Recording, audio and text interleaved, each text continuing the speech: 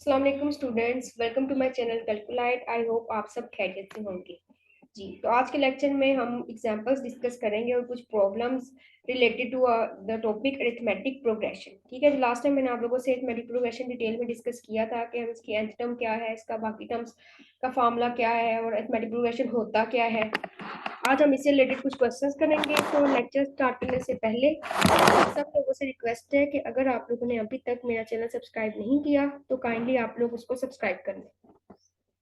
जी, तो आज का लेक्चर स्टार्ट करते हैं। एग्जांपल नंबर 1 हमारे पास गिवन है, if first term of an AP is 2 and common difference is 3 then find the general term and 12th term of an AP. अब आपको मैं एक चीज बता दूं, सबसे पहले जब हमारे पास कोई स्टेटमेंट गिवन हो ना क्वेश्चन की, उसको जरा ध्यान से पढ़ते हैं।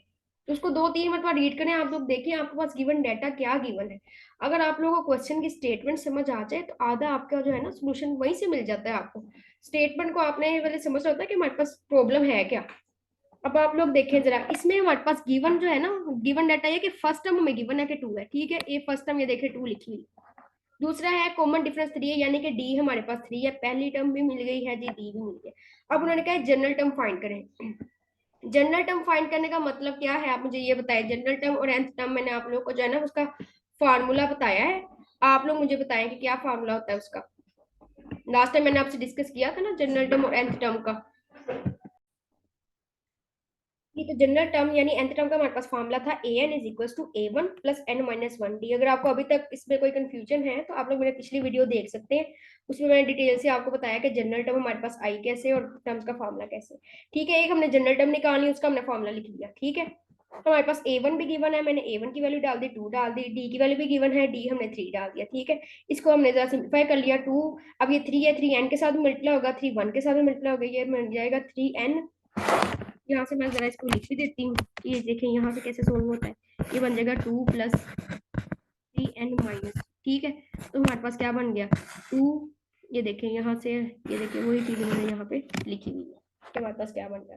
ठीक है, 3 मल्टीप्लाई हो गया ना n के साथ भी और माइनस 1 के साथ भी, तो हमारे पास ये चीज बन जाती है। यहाँ से हमारे पास आंसर आ गया इसका।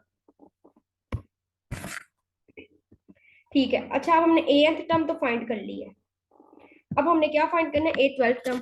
अब आपको मैंने लास्ट टाइम बताया था कि जो हमारे पास इंडेक्स इधर होता है 12, उसी का जो है ना एक कम साथ मल्टीपल होता है डी, यानी हमारे पास ये फॉर्मूला बनेगा 11d। अगर आपको फिर भी किसी टर्म में कंफ्यूजन होती है ना कि मैं A12 में मुझे नहीं समझ आ रहा कि मैं इधर क्या, आप ये आपका जो जनरल टर्म है उसके अंदर ही A12 पुट कर लें। n की जगह आप लोग देखें, जनरल टर्म में आप लोग n की जगह आप 12 पुट करेंगे ना इधर, तो देखिए जहां जहां n है वहां आप 12 पुट करें। अगर आप लोग सिर्फ जनरल टर्म ही याद रख ले तो ही आपको बाकी टर्म्स का भी फार्मूला जो है ना वो मिल जाएगा, क्योंकि जनरल टर्म से ही बाकी टर्म्स निकाल लेते हैं। तो 12 माइनस 1 हमारे पास क्या आ गया 11 भी। आपको एक इजी वे मैंने आपको यही बताया था कि जो इंडेक्स हमारे पास यहाँ पे होता है टर्म का, उससे एक कम जो है ना वो मल्टीपल आता है डी का। ठीक है, 12 है तो 11d, अगर 5 होता तो इधर आना था 6d। फॉर्मूला आपने बस एक ही अपने जहन में रख लेना, आपको बाकी कोई कंफ्यूजन नहीं होगी क्वेश्चन सोल्व करते हो अगर आप लोग एक बात ये जहन में रख लेंगे। अब उसके बाद देखिए A12 का फार्मूला है A1 प्लस 11d। A1 की जगह मैंने 2 पुट कर दिया है, D की जगह मैंने 3 पुट कर दिया है। A1 की जगह 2 और D की जगह 3, तो 11 3 के साथ मल्टीप्लाई हो गया, प्लस हो गया 2 के साथ, तो आंसर आ गया 35। तो हमने देखे nth टर्म भी फाइंड कर ली है और हमने A12 टर्म भी इसकी फाइंड कर ली। कितना इजी क्वेश्चन था, बस हमें एक दफा फार्मूला जो है उसका समझने की जरूरत थी, उसके बाद तो हमें कोई कंफ्यूजन ही नहीं रही कि हमने बाकी चीजें कैसे निकालनी है। अब हम दूसरी एग्जाम्पल की तरफ चलते हैं। दूसरी एग्जाम्पल की जरा स्टेटमेंट क्या है आप लोग पढ़ें जरा ध्यान से और मुझे बताएं जी इसमें क्या डाटा हमें गिवन है और हमें क्या निकालना है।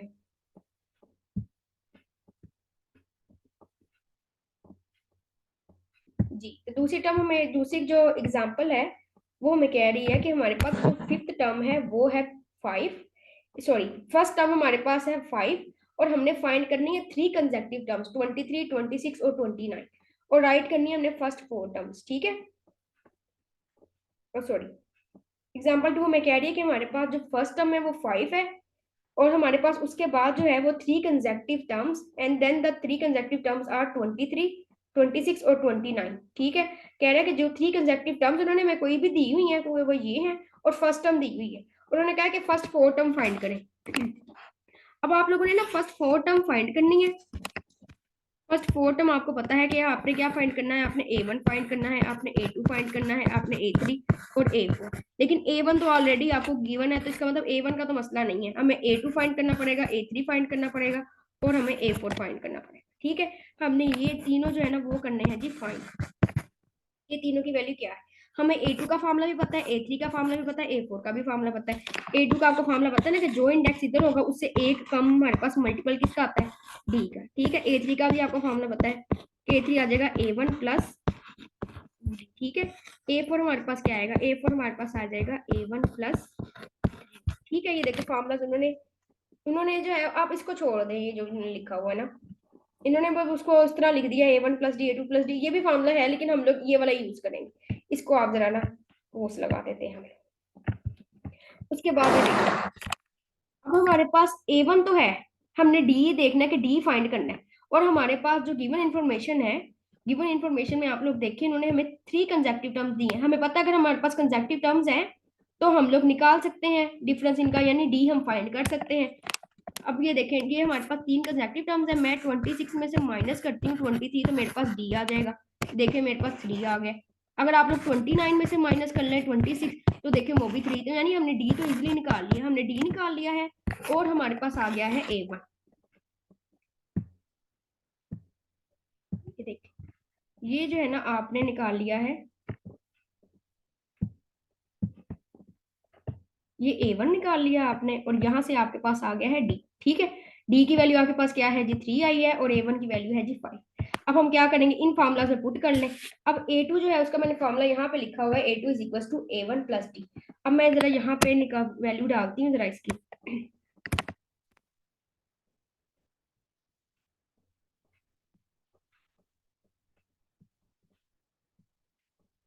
ये देखें, यहाँ पे मैं अब यहाँ पे वैल्यूज डाल रही हूँ। A2 की वैल्यू क्या आ गई, A1 मेरे पास क्या है, A1 मेरे पास 5 है प्लस D जो है वो मेरे पास है जी 3, तो मेरे पास आंसर आ गया 8। ठीक है, A3 देख लेते हैं, A3 मेरे पास क्या है, उसका फार्मूला ये देखें, A3 का फार्मूला है A1 प्लस 2। ठीक है, A की जगह 5 डाला, 2 की जगह 2 डाला, D की जगह जी 3 डाला, तो ये देखें 2 3 6 और 6 प्लस 5 कितना हो गया, 11 हो गया। ठीक है, अब A4 देख लें।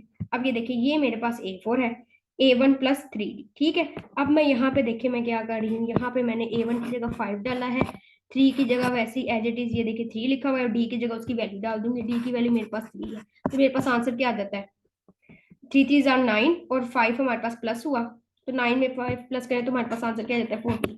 तो देखिए हमने फर्स्ट 4 टर्म्स फाइंड कर ली है। A1 हमारे पास 5 था, A2 का आंसर आ गया 8, A3 का आंसर आ गया 11 एंड A4 का आंसर आ गया 14। Hence the first 4 terms are 5 8 11 and 14। तो देखिए कितना इजी है, हमने हमारे पास जो भी इंफॉर्मेशन होगी हमने क्या फाइंड करने की कोशिश करनी है कि फर्स्ट टर्म हमें गिवन हो और साथ हमें डी गिवन हो।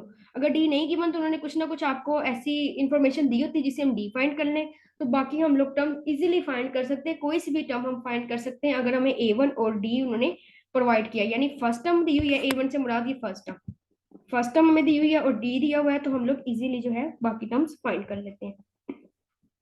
ठीक है, अब हम नेक्स्ट एग्जाम्पल की तरफ चलते हैं। कुछ एक्सरसाइज से भी हम लोग क्वेश्चंस करेंगे ताकि आपको अंडरस्टैंडिंग आप लोगों की क्लियर हो कि हम लोग इससे AP से रिलेटेड क्वेश्चंस कैसे करते हैं।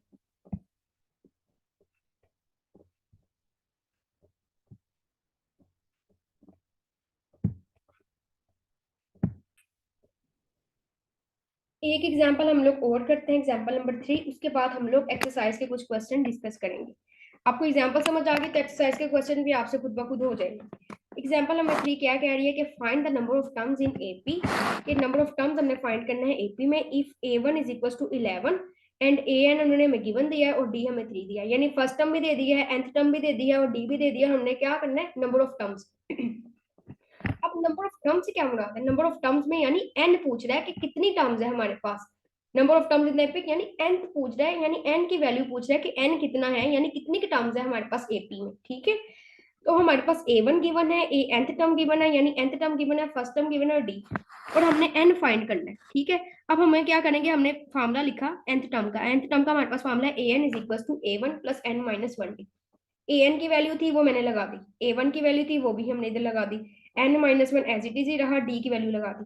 हमने n फाइंड करना है, ये वाला n। जब भी आप लोगों ने चीज याद रखनी है, जब आपको आए ना नंबर ऑफ टर्म्स, जब आपको कहे कि आप लोगों ने नंबर ऑफ टर्म्स फाइंड करने हैं, तो आपके जहन में साथ ही आ जाना चाहिए कि आपने क्या फाइंड करना है, आपने n की वैल्यू फाइंड करनी है, n की वैल्यू। ठीक है, अब ये देखें, मैंने जनरल टर्म जो थी इन्होंने, मैंने उसका फॉर्मूला लिख के तमाम वैल्यूज जो मेरे पास गिवन थी मैंने लगा दी। अब यहाँ से ये इसको सिंप्लीफाई किया, ये 3n माइनस 3 बन गया। हमने n की वैल्यू फाइंड करनी है, तो हम n को सेपरेट करेंगे, बाकी वैल्यूज को दूसरी तरफ लेके जाएंगे। तो ये देखिए 11 माइनस 3, मेरे पास 11 में माइनस किया 3 तो 8 बन गया। ठीक है, ये 11 में माइनस 3 किया 8 हो गया। अब ये प्लस 8 मेरे पास उधर उस साइड पे चला जाएगा 68 के साथ, 68 माइनस 8 करेंगे तो हमारे पास 60 बन जाएगा। यहाँ से देखेंगे, देखो ये आ गया 68 minus 8 is equal to 3n।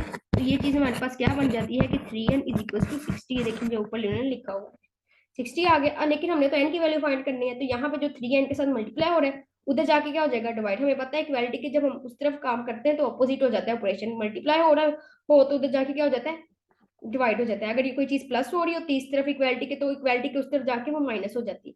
अब एन जो 3 जो है वो n के साथ मल्टीप्लाई हो रहा है, जाके डिवाइड हो गया, तो हमारे पास n की क्या वैल्यू आ गई 20। तो ये हमारा जो है ना आंसर है।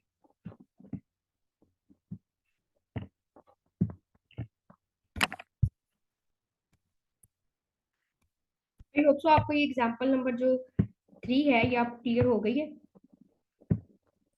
अगर आपको कोई भी कंफ्यूजन है ना, फिर से भी अगर आपको नहीं समझ आ रही किसी चीज की, तो आप मुझसे जो है वो कमेंट सेक्शन में भी आप मुझसे डिस्कस कर सकते हैं। तो मैं आपको अब इसके मुतालिक भी मजीद उधर गाइड कर सकती हूँ कमेंट सेक्शन में। ठीक है, तो आप लोग जरूर मुझसे डिस्कस कीजिए अगर आपको कोई चीज़ नहीं समझ आई तो। अब हमने ये जो एग्जांपल्स कर ली, अब हम चलते हैं कुछ एक्सरसाइज के क्वेश्चन पर। एक्सरसाइज के कुछ क्वेश्चन डिस्कस करते हैं। जी, अब एक्सरसाइज 7.2 है, उसमें हमारे पास फर्स्ट क्वेश्चन है, if an is equal to 3n minus 1 find AP. यानी आपको nth टर्म दे दी है, उन्होंने कहा एपी फाइंड करें। nth टर्म दे दी है, बस आपने क्या करना है जी, उन्होंने एपी फाइंड करने का कहा है, यानी कि आपको सीक्वेंस ही एक तरह का कहा है कि सीक्वेंस निकालने। तो आपने तीन चार जो है वो टर्म्स फाइंड कर देनी है सीक्वेंस की, first term, second term, third term, fourth term find करके आगे अप टू डॉट डॉट लगा देंगे हम लोग के सोन ये सीक्वेंस चलता जा रहा है। nth टर्म दे दी है, तो nth टर्म से हमें पता है कि बाकी हम लोग टर्म फाइंड कर सकते हैं। n की जगह 1 पुट कर लें जो फर्स्ट टर्म आ जाएगी, n की जगह 2 पुट कर लें जी उस फॉर्मूला में, तो सेकंड टर्म आ जाएगी। n की जगह 3 पुट कर लेंगे तो हमारे पास थर्ड टर्म आ जाएगी। तो सिंपल है ये, तो फर्स्ट क्वेश्चन तो बहुत ज्यादा सिंपल है। तो हमारे पास एपी के आ गया, हमारे पास सीक्वेंस क्या बन गया 2 5 8, और आगे डॉट डॉट डॉट हमने लगा दिया। यहाँ पे 3 फाइंड की हुई है, आप चाहे तो 4 भी कर सकते हैं, 5 भी फाइंड कर सकते हैं। हमने बस कुछ टर्म्स शुरू शुरू वाली फाइंड करके आगे हमने डॉट डॉट लगा देना, क्योंकि हम एंड तक तो नहीं ना जा सकते। तो सीक्वेंस का हमें क्या पता कि ये तो इन्फिनिट सीक्वेंस है, इन्फिनिट सीक्वेंस यानी हमें पता ही नहीं कि लास्ट टर्म कब तक इसने कहाँ तक चलना है, हमें लास्ट टर्म का नहीं आइडिया। अब ये देखिए क्वेश्चन नंबर 2। क्वेश्चन नंबर 2 में आप लोग देखें क्या लिखा हुआ है। क्वेश्चन नंबर 2 में लिखा हुआ है how many terms are there in AP. यानी अब ये देखिए उसी तरह का है क्वेश्चन है जैसे कि मैंने आपको एग्जांपल करवाई थी, मैंने कहा था टर्म्स फाइंड करें। टर्म से क्या मुराद है, टर्म से मुराद एन ही है कि हमने एन फाइंड करना है। मेरे को पहले भी ऊपर बताया था, जब भी टर्म्स लिखा आएगा इसका मतलब यही है कि एन फाइंड करना है कि कितनी की टर्म्स है। यानी एन हमें बता रहा होता है ना कि हमारा इंडेक्स हमें बताता है ना कि कितनी टर्म्स है उसके एपी की वगैरह की सीक्वेंस की। अब हमारे पास जो भी इंफॉर्मेशन गिवन है, अब आप उसको इजीली जो है वो ही उसी प्रोसीजर से जो मैंने आपको ऊपर एग्जांपल करवाई है आप इसको सॉल्व कर सकते हैं। तो इसको हम लोग डिटेल में डिस्कस नहीं करेंगे, या आप लोग खुद इसको सॉल्व कर सकते हैं। अब हम जरा थर्ड क्वेश्चन की तरफ चलते हैं। जरा थर्ड क्वेश्चन बड़ा इंटरेस्टिंग सा है। थर्ड क्वेश्चन हमें क्या कह रहा है, थर्ड क्वेश्चन कह रहा है कि फाइंड द 10th टर्म। यानी 10th टर्म फाइंड करनी है, और हमारे पास A3 गिवन है और A7 गिवन है। अब ये देखें जरा, हमने फाइंड करनी है जी 10th टर्म, यानी A10 फाइंड करना है। A10 का हमने साथ ही फॉर्मूला लिख लेना है। हमें फॉर्मूला पता है A1 प्लस 9D है। अब हमें चाहिए A1 और D। ना ही हमारे पास A1 है ना ही हमारे पास D है, लेकिन उन्होंने हमें इंफॉर्मेशन दी हुई है कि A3 की वैल्यू दी हुई है और हमें दी हुई है A7 की वैल्यू। अब हम A3 और A7 की जो है ना वैल्यू, उनको उसी को जो यूटिलाइज करते हुए A1 भी फाइंड करेंगे और D भी फाइंड करेंगे। कैसे फाइंड करेंगे अब हम इसको देखते हैं। अब आप लोग देखेंगे,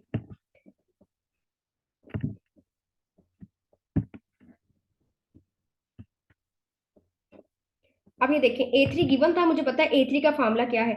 A3 का फार्मूला होता है A1 प्लस 2D।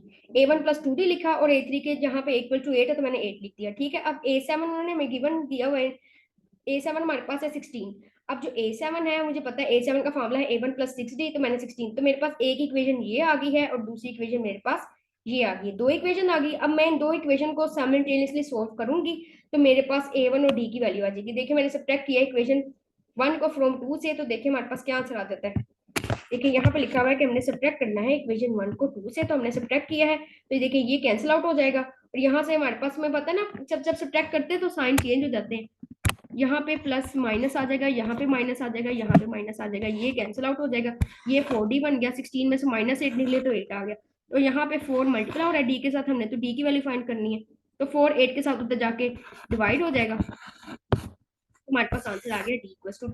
अब आपको डी की वैल्यू निकल गई है, तो डी की वैल्यू आ गई है, तो आप A1 की वैल्यू भी फाइंड कर सकते हैं किसी भी इक्वेशन में, इक्वेशन 1 या आप इक्वेशन जो है वो 2 में आप पुट करके देख लें, आपको डी की वैल्यू निकल आएगी। ये देखें जरा,